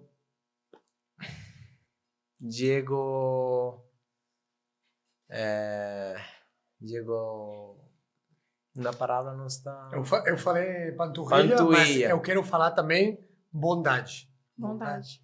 Ele é uma pessoa boa, tipo boa. Sabe que Do bem. Ele não vai fazer uma coisa com malícia. Você fala malícia? Com maldade. Com maldade. Sei lá, se ele pegou alguma coisa sua, pode pensar, esse filho da mãe aí pegou porque ele queria isso e gostar. Você sabe que com o Diego, ele não vai fazer isso a propósito. Tipo, ele é gente boa. E eu acho desempenho, quando a gente... Desempenho. Eu acho o Diego Bolettinari desempenho. Ele chegou no Brasil, ele sempre quer trabalhar, ele trocou de cidade, trocou arenas, é motivado, espera sempre o momento certo para ganhar partida. Então, sim. André Baran. André Baran, profissionista. É muito profissional, sem dúvida. Desempenho muito forte. Então, referência do Brasil, né, no beach tennis brasileiro. Eu também acho, por exemplo, o que ele falou, do Baran e o Capper, eu não acho eles talentosos. Tipo, são dois jogadores que eles nasceram com o dom da raquete. Que eles pegam a bolinha, pá, colocam aí. Não, tem jogadores tipo Anthony, que são puro talento. Eles não, eles são dia a dia, sacrifício, continuidade. Buscam evolução. Buscam evolução e conseguiram, porque o Baran e o Capper, quando você vê eles jogar, dá para perceber que não é um talento natural, mas é um talento de continuidade. De desempenho, né? Desempenho. E aí os resultados falam para eles. Eles conseguiram tudo sem, de repente, o talento do Spoto, do Krama, do Anto. Então, é isso. Sofit Mate. Riservatezza. Muito reservada. Você fala reservada, assim? Reservada. Riservatezza, reservada. Eu conheço ela desde muitos anos. Adoro ela. Mas também, se a gente tem muita amizade, ela se abriu sempre muito poucos comigo, com muitas pessoas. Então eu queria sempre descobrir um pouco mais do mundo dela, mas era uma menina especial. E Elisa, mas não eu, a sua mãe. Ah, a minha mãe. Estava respondendo já de você. Eu, quando penso a minha mãe, penso que é difícil achar... Sério, não... Acho que é única, né? Claro, é minha mãe, né? É fácil falar assim. Acho que é única. Acho que não sei como ela faz sempre a ter o sorriso na frente, sempre, com todas as pessoas. É muito gente boa. Mas tem também, acho que na geração um pouco mais velha, minha mãe tem 70 anos agora, tem uma força de vontade de fazer tudo. Parece que para ela parece que não faz nada, mas a gente cansa para fazer tudo. A geração um pouco mais velha consegue, tem muita energia para cozinhar, para limpar as roupas, para incansável. Para fazer incansável. É absurdo, sério. Eu sempre falo, sou cansado, mas acho que minha mãe faz coisas muito mais cansativas que eu faço, então é absurdo. Mas a família, para mim, é a coisa mais importante do mundo, eu acho que para todo mundo. Agora no Brasil eu estou super feliz, não estou com falta de voltar na Itália nesse momento, porque o Brasil me está dando muito, pessoalmente, como trabalho. A única falta, estou com saudade da minha família, da minha mãe e de meu pai. Rafaelo é uma das pessoas, é a pessoa super importante para mim.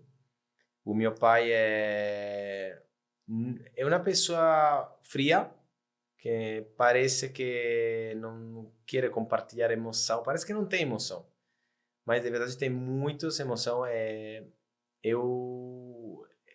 Ele sempre não me criticou, sempre me deu feedback do meu jogo, depois que eu jogava, me deu muito feedback, tipo, mas aí você poderia jogar melhor, poderia fazer isso.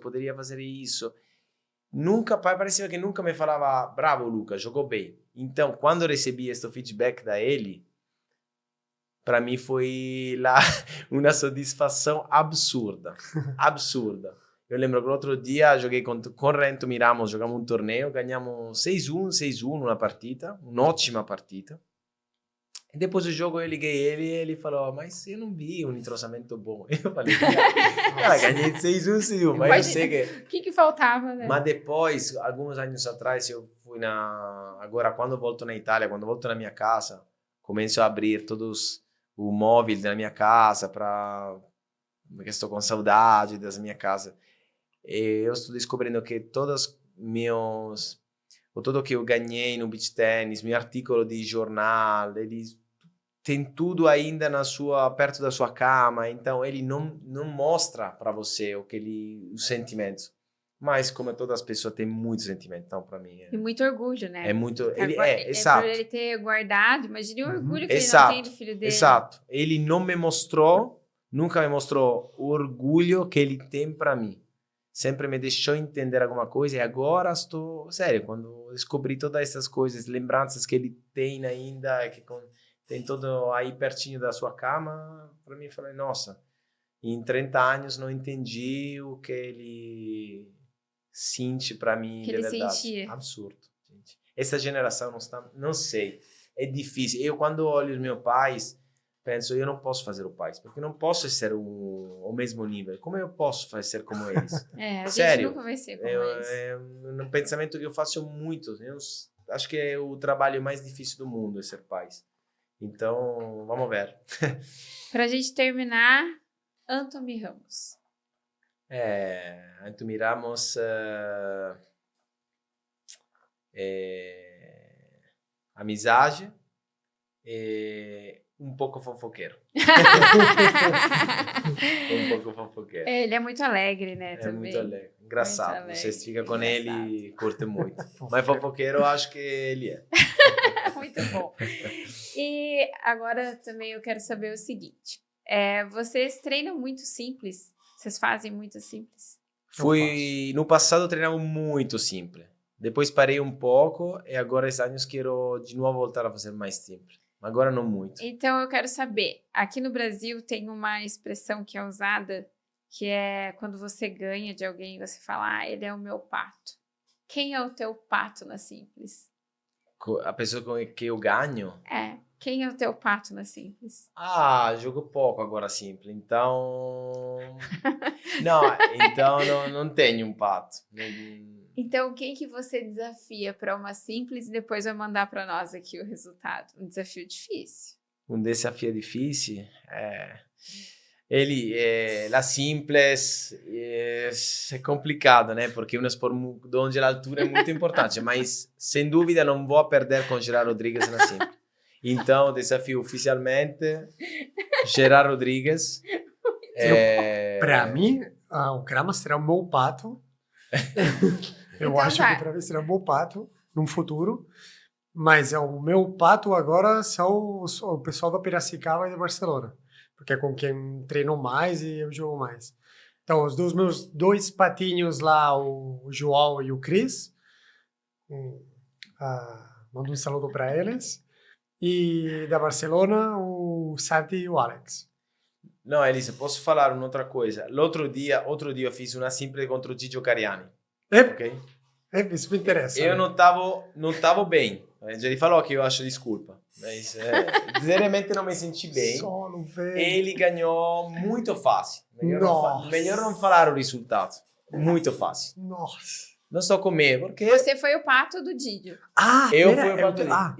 Então, desculpa, gente. Então, vou a desafiar oficialmente o Gigio Cariani, porque ele contou as pessoas. Tá falando? Tá falando pro Falei, pessoal? o Krama, ganhei. Então... É uma revanche? Então, vou na revanche oficial. Eu, aquele dia, fiz muita academia. Não, estava lento, estava devagar. Então, desculpa. Bem. Mas vou desafiar Gigio Cariani na Simples, oficialmente. A gente pode marcar para São Paulo, no Sin Cities, esse desafio da Simples? Um 7 a... Assim, um 7... Ou a 6 ou a 9, com o Gigio Cariani. Mas e a ele resistência que você disse que queria o terceiro set, cadê? Não, porque durante o torneio é cansativo, né? Cansativo uma simples, então... Mas estou certo que posso ganhar contra ele. Então, São Paulo, San Siri, se ele aceita um 7, ou 6 ou 9, ele pode escolher, eu vou desafiar ele. Para São Paulo, seria ótimo. Então tá combinado. outro patinho que eu lembro agora, que vocês conhecem, Giovannini, Matheus? Não. O João Wessinger. Matheus Giovannini também, mas o João Wessinger, esse é o meu patinho favorito. Porque ele fica puto. Quando ele perde da mim, é mais um set. Quando ele ganha aí acabou o treino. Mas eu amo ele. Ai. Gente, infelizmente nosso tempo acabou, já extrapolou. Quero agradecer por vocês terem vindo. Foi muito especial. Eu acho que foi uma conversa muito leve e realmente eu me senti, eu não sei vocês, espero também, mas eu me senti em casa. Foi uma conversa descontraída, leve, e é realmente isso que, quando eu comecei a sonhar com 40 iguais, era realmente isso que eu queria trazer, porque essa parte muito profissional do beach tênis, a gente já tem outros comunicadores que fazem. Então, o 40 Iguais veio mesmo para trazer essa intimidade, essa descontração, esse momento divertido. E para mim foi realmente isso. Eu quero agradecer por vocês estarem tão disponíveis para mim, num dia que foi cansativo, de viagem, de reconhecimento de quadra. E vocês vieram com fome e vieram elegantes. Um pouquinho. Eu não muito, mas... Elegante também. Então, eu quero muito agradecer por vocês terem vindo. E agora a gente tem aí o desafio de mostrar para as pessoas sobre o Krama. Então, eu lanço e você joga. E tem mais o desafio aí com o Didio. Sim. E se você quiser aproveitar, a gente já pode também manter aí um desafio para você. Um desafio eu gostaria de fazer... Não, o desafio eu tenho com ele agora. É? Simples. Verdade, já tem com ele. Vou dar aula para ele. Vamos ver. Então, eu quero muito agradecer por vocês terem vindo. E eu peço agora para vocês que vocês olhem para a câmera e falem. Eu sou o Luca Kramarrosso e eu estou no 40 Iguais. Eu estava... Eu estou no 40 Iguais. Obrigado a você também, Elisa. Me senti a casa, de verdade. Eu sou Luca Kramarrossa e estou com 40 Iguais. Obviamente, obrigado a você por essa iniciativa. Acho muito legal também tudo isso que gira em torno do beach tennis para dar a conhecer mais outra cara dos jogadores. E eu sou Gerard Rodrigues e Não, desculpa, como era? Eu sou Gerard Rodrigues e estou no 40 Iguais. Eu sou Gerard Rodrigues, eu estou e ganho os 40 Iguais. Muito bom, muito bom. Eu esqueci de uma pergunta, que essa é uma pergunta que eu preciso fazer, que é sobre o nome. 40 Iguais no jogo, você bate ou tira a mão? Bate, claro. O que significa tira a mão? Tira a mão é você tem cuidado. Tá 40 iguais. Você vai agressivo, confiante, ou você pensa? Sim? Eu no 40 iguais bato. Com coragem. Sem coragem, você não vai ganhar uma partida de um bom nível. Nenhum 40 iguais. Essa é a minha mentalidade, pelo menos. E Concordo, você? Eu absolutamente. vou repetir a pergunta para você, então. 40 iguais. Você bate ou tira a mão? Bate. Antes, eu tirava a mão. Saque aqui no meio, na 3, agora eu vou com tudo. Só com valentia você consegue ganhar, fazer diferença. Senão, fica em casa e assistir o programa Play. Então, esse é mais um episódio do 40 Iguais. Muita alegria, coração quentinho, acaba aqui e a gente se vê no próximo. Valeu!